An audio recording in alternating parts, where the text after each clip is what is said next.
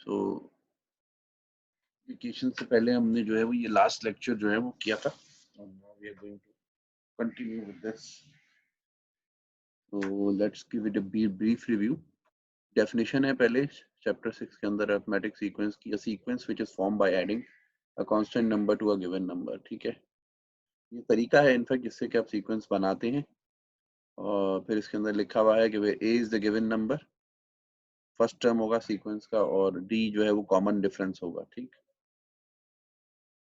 इसके बाद अगर आपको कोई सा भी एक नंबर गिवन है और देन एक कांस्टेंट नंबर आपने दूसरा फिक्स कर लिया है, एक एग्जांपल भी दिया हुआ है कि a फर्स्ट नंबर हो जाएगा and you constantly going to add d into it, so a plus d will be the first term, क्योंकि आप जो गिवन नंबर है उसके अंदर आप d ऐड कर लेंगे तो ये सेकंड टर्म बन जाएगी। ठीक है, फिर उसके अंदर दोबारा d अगर आप ऐड कर देंगे तो that's going to give you the third term, फिर एक मतलब d ऐड करेंगे तो that's going to give you the fourth term. ठीक है, so that's how the procedure will continue. और फिर फिफ्थ टर्म अगर निकालनी है तो आपको एक मतलब d उसमें और ऐड करना पड़ेगा, so that's how you are going to have fifth term. So by observing this procedure हमने क्या देखा इसके अंदर कि जनाब ये a प्लस 4d जो है ये फिफ्थ टर्म है, यानी पांचवी टर्म जो है वो उसके अंदर 4d आ रहा है। ठीक, तो लाइकवाइज चौथी टर्म के अंदर 3d आता है, थर्ड टर्म के अंदर 2d आता है। इसका मतलब ये कि ये जो नंबर है ये टर्म नंबर से एक कम होता है, तो थर्ड टर्म में 2d आएगा, फोर्थ टर्म में 3d आएगा, तो हमने इस तरह से nth टर्म इसकी लिख दी कि what would be the nth term will be a plus n minus 1d। तो this will become the general term formula for us, ये हमने यहाँ लिख दिया जनरल टर्म का फॉर्मूला कि जनाब जो अर्थमेटिक सीक्वेंस की जनरल टर्म है वो हो जाएगी tn is equal to a plus n minus 1d। ठीक है जी, फिर हमने उसकी एक एग्जाम्पल देख ली यहाँ पे, कि एग्जाम्पल का मतलब ये है कि हमने कोई नंबर अपनी मर्जी से ले लिया a2 और एक दूसरा नंबर ले लिया जो कांस्टेंट है, जो कि कॉमन डिफरेंस का रोल प्ले करेगा, t इज इक्वल टू 3, और फिर हमने इससे AP लिखे। AP कैसे लिखा है, फॉर्म दी AP, तो AP जो है a फर्स्ट टर्म हो गई, फिर उसके अंदर हमने d ऐड कर दिया, यानी कि 2 प्लस 3 5 हो गया। फिर उसके अंदर हमने फर्दर 3 ऐड कर दिया तो 8 हो गया, और फिर 3 ऐड करते चले गए, तो likewise we have form an AP। ये 2 प्लस 5 प्लस 8 प्लस 11 ये अर्थमेटिक प्रोग्रेशन है, यानी अर्थमेटिक सीक्वेंस है। इसके अंदर हर दो टर्म्स के दरमियान जो फासला है वो बराबर होगा, यानी अगर आप 5 माइनस 2 करेंगे तो 3 आएगा, अगर आप 8 माइनस 5 करेंगे तो 3 आएगा, अगर आप 11 माइनस 8 करेंगे तो 3 ही आएगा। So that's why it is called arithmetic progression. There is a successive difference between the two. Uh, there is a difference between the successive terms, which is always constant. तो ये चलता जाएगा। फिर हमने इसकी जनरल टर्म लिखी अपने इस जनरल टर्म के फॉर्मूला की मदद से, कैसे कि हमने उसमें a की जगह वैल्यू रख दी जो हमारा a है 2। ठीक है, और ये देखना है यहाँ पे 2 रख देंगे हम 2, और प्लस n जो है हमें मालूम नहीं जनरल टर्म है तो n माइनस 1, और d की जगह हमने 3 लिख दिया। फिर हमने इसको सॉल्व कर लिया, तो we end up with the formula for the general term of the sequence, that is tn is equal to 3n minus 1। ये जो चीज है ये क्या है, अब उसकी जनरल टर्म हो गई। ठीक है, और जनरल टर्म के अंदर हम कोई टर्म निकालनी हो, जैसे सवाल में उसने पूछा हुआ यहाँ पे एग्जाम्पल T99 यानी 99 टर्म निकालें। ठीक है, तो 99 टर्म के लिए हमें करना सिर्फ होगा कि हमने n की जगह जो है वो 99 रख दिया। So when you put 99 in place of n, so that's going to give you 297 minus 1, that is 296। यानी अगर ये टर्म्स आगे चलते रहें 2, 5, 8, 11 इस तरह से आते जाएं, तो वो हमें जो 99th टर्म इसके अंदर आएगी वो बजाय हम लिख लिख के वहां तक जाते, हमने ये डायरेक्टली निकाल दिया कि 99 टर्म इस सिलसिले की जो आएगी, सीक्वेंस की जो आएगी अर्थमेटिक प्रोग्रेशन के अंदर, वो क्या आएगी 296 आएगी। ठीक है, so that's how we work it out, and that is the use of the general term formula। general term formula का यूज क्या है कि आप इसकी मदद से कोई भी टर्म जो है वो निकाल सकते हैं। ठीक है जी। देन नेक्स्ट वर्किंग जो कि आपको नजर आ रही है इसके अंदर, वो क्या है कि आपने एक, उसने आपको दो टर्म्स दे दिए हैं, से फॉर एग्जांपल ये क्वेश्चन बनाने के लिए मैंने किया था, दो टर्म्स आपको दे दिए, एक उसने आपको दे दिया है t 99 जो कि हमने निकाला है अभी, और एक T4 जो कि हमें लिखी हुई नजर आ रही है। अगर हम चौथी टर्म से कैलकुलेट करेंगे तो दैट इज 11। यहाँ देख रहे हैं चौथी टर्म जो है वो 11 है। तो अगर ये गिवन हो, मैं क्वेश्चन इससे एक लिख दिया था। सो क्वेश्चन क्या लिखा है? क्वेश्चन आपके सामने है, और क्वेश्चन में लिखा हुआ है भाई कि let me zoom in further. Question में ये लिखा हुआ है कि if the 99 term of an AP is 296 and the fourth term is 11, ठीक है, फाइंड दी एपी। अभी सवाल बना के दिखाया है, वही जो हमने फॉर्मेशन की हुई है, इंफॉर्मेशन नोन टू ऐसे हमने उसी से एक सवाल बना लिया। ठीक है, तो ये सवाल क्या कह रहा है आपको? ये सवाल ये कह रहा है कि आप जो है वो एपी बना के दिखाएं अगर दो टर्म्स आपको गिवन है। ठीक, तो आप वर्किंग देखिए क्या हुई भी।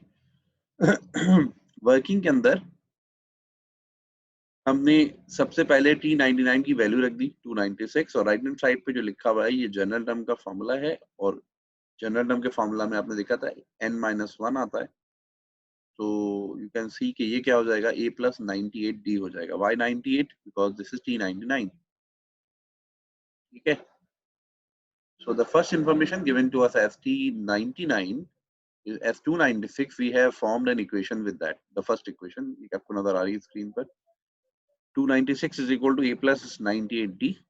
ठीक, ये पहली इक्वेशन बनानी। दूसरी इंफॉर्मेशन गिवन टू अस है कि T4 the fourth term of the sequence is 11। so again we have formed the same equation as per procedure।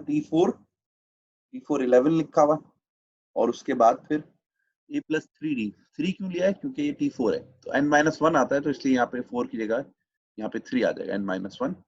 अब ये दो गिवन इक्वेशन हमारे पास थी 1 और 2। विद द हेल्प ऑफ 1 और 2 हमने एपी फॉर्म करना था। तो सवाल ये था find the AP, arithmetic progression निकालने की। ये दो जो, अगर ये दो टर्म्स हैं तो एपी क्या होगी। ठीक है, तो नाउ हमने क्या किया, हमने इन दोनों इक्वेशन को सब्ट्रैक्ट कर दिया, ये कैंसिल आउट हो गया उससे। ये जब हमने नेट रिजल्ट निकाला तो 98 माइनस 3 इज 95, और 296 माइनस 11 इज 285। 95 को हमने डिवाइड कर दिया, and we end up with the value of common difference, that is 3। ठीक है, और जब एक वेरिएबल निकल आया हमारे पास तो हमने क्या किया, उसको उठा के किसी भी एक इक्वेशन में रख देंगे। जैसे हमने यहाँ पे इक्वेशन 2 में रखा हुआ है, तो 2 में हमने 3 की डी की वैल्यू रख दी, और उससे हमारे पास ए भी निकल आया। तो that's how we have end up with the idea, जो कि हमारे पास सवाल में था कि एपी मालूम करो। तो ये एपी हमने उससे निकाल ली, और एपी जो है आप देख रहे हैं वही निकली है जो कि हमने, जिससे कि शुरू में एग्जाम्पल देते हैं एपी बनाई थी। ठीक है जी, और वो क्या है,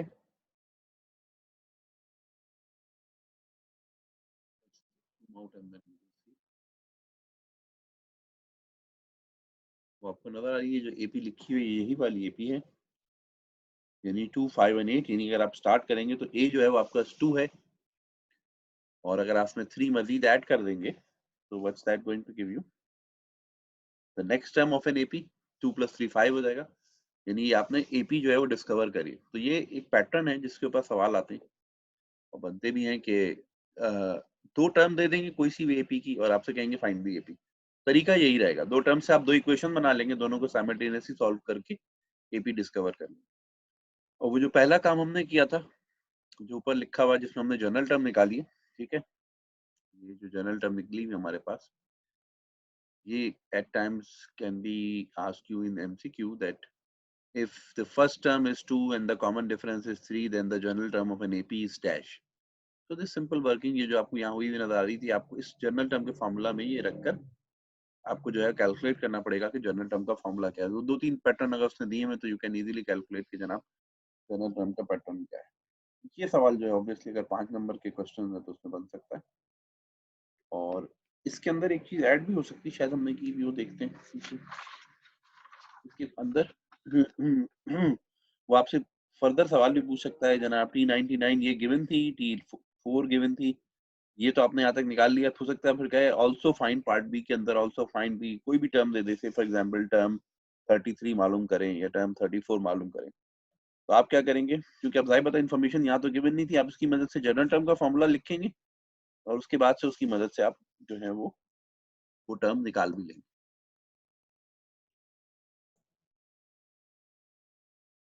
मैं इस सवाल में, ये पिछले सवाल की इसी कंटिन्यूशन में हमने पार्ट बी लिख दिया, find the 32nd term of the same AP. अब उस एपी के अंदर हमने ए तो क्योंकि निकाल लिया था, 2 आया था, और टी जो है वो 3 आया था। तो अब क्योंकि 32nd टर्म निकालनी है तो we will go for the general term first. General term के लिए कैसे जाएंगे, जनरल टर्म के लिए हम लिखेंगे we know that the general term formula and that is Tn is equal to a plus n minus 1 d. ठीक है, a is 2 plus n minus 1, n मेरे केस में 32nd है क्योंकि I am going for this 32nd term. So this is will be 32nd minus 1, 32 minus 1, and d is 3. Everything is known to me. So ये क्या हो जाएगा, 2 plus 31 into 3, and with that you can see 2 plus 3 3s are 9, 3 1s are 3, and 93 plus 2, that is 95. So term 32nd T32 is equal to 95. That's how you can find out the any term with whatever they ask, जो वो पूछे। Book से question है 6.1 exercise का, और इसके अंदर question number 3 का मैं पार्ट 2 देख रहा हूँ ये आपके सामने। सवाल क्या, find the common difference and the indicated term each of the following APs. तो तीन चीजें होती हैं, एक तो फर्स्ट टर्म जो कि ऑब्वियसली पहले लिखी खुद ही नजर आ रही, first term is 10। Common difference आप निकालेंगे इन सक्सेसिव टर्म में से, सक्सेसिव टर्म को माइनस करते हुए, लाइक आप 8 में से 10 माइनस कर देंगे तो that's going to give you the common difference. और फिर वो ये कह रहा है कि 10 टर्म बताओ। 10 टर्म का मतलब ये है कि आप जो है will go for the general term first, then with the help of that general term आप ये 10 टर्म निकालेंगे। ठीक है, that is the idea to work it out. हम करते क्या है इसके ऊपर,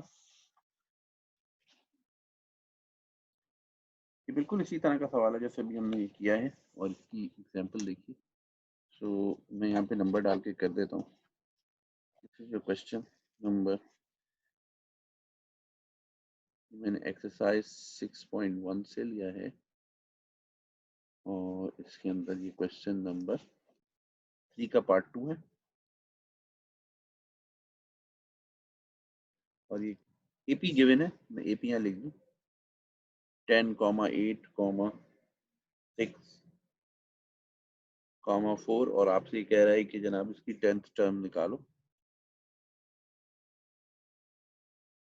ठीक है, तो what is the procedure.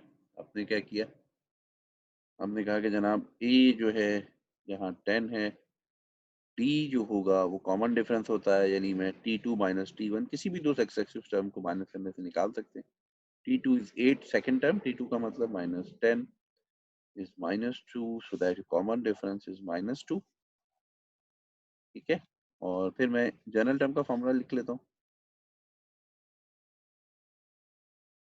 The formula for the general term Tn हमारे पास क्या है,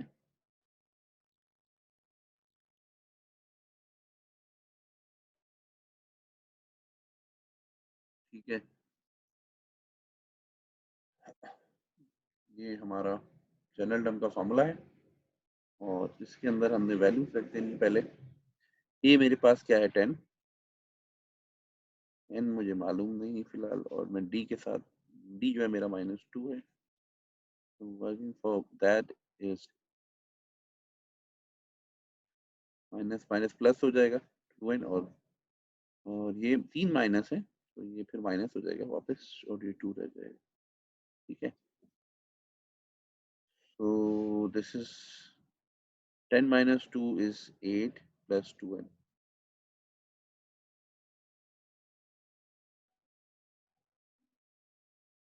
ठीक है जी, और उसके बाद ये है आपकी जनरल टर्म का फॉर्मूला, और सवाल उसका था कि 10 टर्म निकालें, थी 10 टर्म निकाल ली। तो हम क्या करेंगे, 10 टर्म के लिए T10 अगर हमने यहाँ निकालना है तो हम इसके अंदर अपने फॉर्मूला के अंदर n की जगह 10 रख देंगे। ठीक है, T10 8 2 10। ठीक है जी, and with that we are going to have 8 minus 20, that means minus 12। T 10वीं टर्म जो आएगी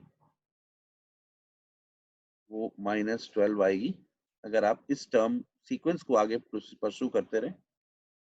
तो 10वीं टर्म आएगी वो क्या आएगी, -12 आएगी। ठीक है, तो that is the idea, simple सा क्वेश्चन। और